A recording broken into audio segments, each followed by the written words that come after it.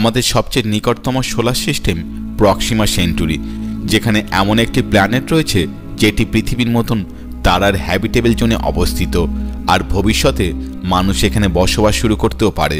কারণ যেভাবে পৃথিবী দূষিত হচ্ছে তাতে একদিন না একদিন আমাদের সবাইকেই এই পৃথিবী ছেড়ে অন্য গ্রহে যেতেই হবে, আর এই রিলোকেশন প্রোগ্রাম শুরু করতে বহু বছর সময় লেগে যাবে।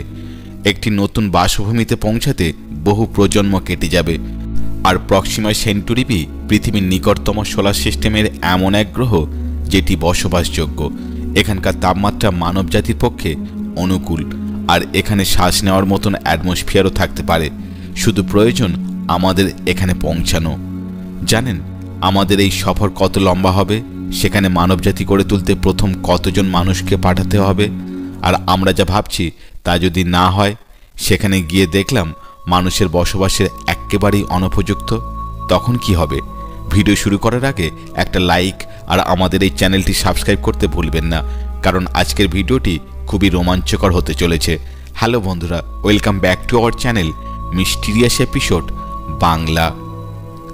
যখন আমাদের বিজ্ঞানীরা সৌরমণ্ডলের বাইরে এক্সোপ্ল্যানেট খুঁজতে শুরু করে, তখন দেখে সেখানে অনেক দুনিয়া রয়েছে, যার মানে পৃথিবী যে সর্বদা আমাদের বাসভূমি থাকবে তার কোনো গ্যারান্টি নেই।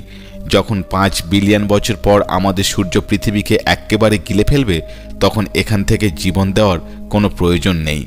5000-এর বেশি ডিসকভার হওয়া এক্সোপ্ল্যানেটের মধ্যে সবকটি যে বাসযোগ্য তা নয়, কিন্তু ডিসকভার হওয়া বেশিরভাগ এক্সোপ্ল্যানেট হয় ইউরেনাস গ্রহের মতন বরফের গোলা, না হলে জুপিটার বা স্যাটার্ন প্ল্যানেটের মতন গ্যাসীয় পিণ্ড। এদের মধ্যে মাত্র কিছু প্ল্যানেট পৃথিবীর মতন বাসযোগ্য। তবে মানবজাতি গড়ে তুলতে অনেকগুলি কন্ডিশনের প্রয়োজন হয়। এদের মধ্যে প্রক্সিমা বি খুবই বিশ্বাসযোগ্য স্থান। এই গ্রহটি প্রক্সিমা সেন্টুরি নামের একটি রেড ড্রাফট স্টারকে প্রদক্ষিণ করছে, আর এই স্টার সিস্টেমে 3টি তারা আছে। তাদের মধ্যে প্রক্সিমা সেন্টুরি সাইজে ছোট। এটি আমাদের সূর্যের ওয়েটের মাত্র 7% থেকে 50%, যার মানে রেড ড্রাফট প্রক্সিমা সেন্টুরি আমাদের ইয়েলো স্টার সূর্যের তুলনায় অনেক ছোট। প্রক্সিমা সেন্টুরির মতন তারার সকল হাইড্রোজেন বার্ন হতে অনেক টাইম লাগবে, তাই জন্য প্রক্সিমা সেন্টুরির জীবনকাল অনেক বেশি হয়ে থাকে, যেখানে আমাদের সূর্যের আয়ু মাত্র 10 বিলিয়ন বছর। এই কারণেই প্রক্সিমা বি এক্সোপ্ল্যানেট রিলোকেশনের জন্য পারফেক্ট ক্যান্ডিডেট হতে পারে। এর সাথে এটি এর হোস্ট স্টারের হ্যাবিটেবল জোনেও বিরাজ করছে, যার মানে এখানে জল তরল রূপে থাকতে পারে এবং তাপমাত্রাও অনুকূল হওয়ার চান্স অনেক বেশি। আর যদি ভাগ্য খুব ভালো হয় তাহলে এখানে শ্বাস নেওয়ার জন্য উপযুক্ত পরিবেশও থাকতে পারে। আর যদি এমনটি হয় তাহলে এখানকার সারফেস টেম্পারেচার 30 ডিগ্রি সেলসিয়াসের মধ্যে থাকা উচিত। তাহলে কি ভাবছেন, যাবেন নাকি এই সফরে? তবে এখানে যাওয়ার আগে কিছু সতর্কতা অবলম্বন করতে হবে। প্রক্সিমা বির সফর খুবই দীর্ঘ, ভয়ঙ্কর এবং রোমাঞ্চকর হতে চলেছে। প্রক্সিমা বি আমাদের সবচেয়ে নিকটতম বসবাসযোগ্য এক্সোপ্ল্যানেট হলেও এটার মানে এই নয় যে এটি আমাদের খুব কাছে অবস্থিত। প্রক্সিমা সেন্টুরি স্টার সিস্টেম আমাদের সোলার সিস্টেম থেকে প্রায় 4.5 লাইট ইয়ার্স দূরে অবস্থিত, যার মানে যদি আপনি লাইটের স্পিডে ট্রাভেল করেন তাহলে এখানে পৌঁছাতে 4.5 বছর সময় লাগবে। কিন্তু এখনও পর্যন্ত আমরা লাইটের স্পিডে ট্রাভেল করার কোনো টেকনোলজি ডিসকভার করে উঠতে পারিনি।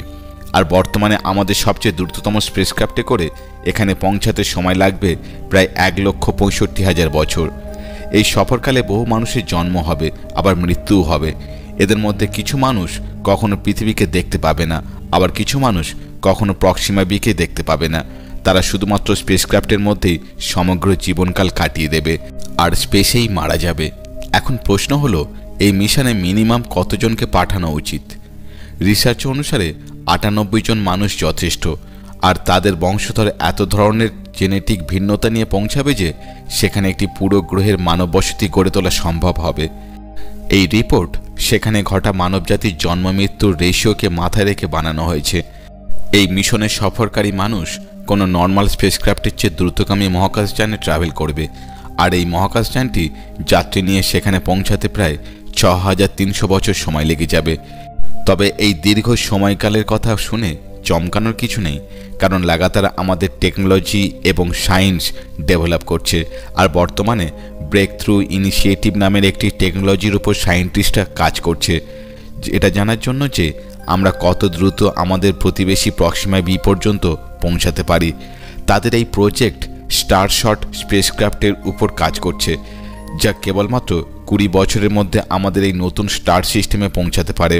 এবার নিশ্চয়ই আপনারা ঘাবড়াবেন না, যেতে চাইবেন, তাই না? তবে এটা সত্যি, প্রক্সিমা বি আমাদের থেকে অনেক দূরে রয়েছে। এটা এতটাই দূর যে আমাদের এটা দেখতে পারাও সম্ভব নয় যে এর কোনো বায়ুমণ্ডল আছে কি নেই।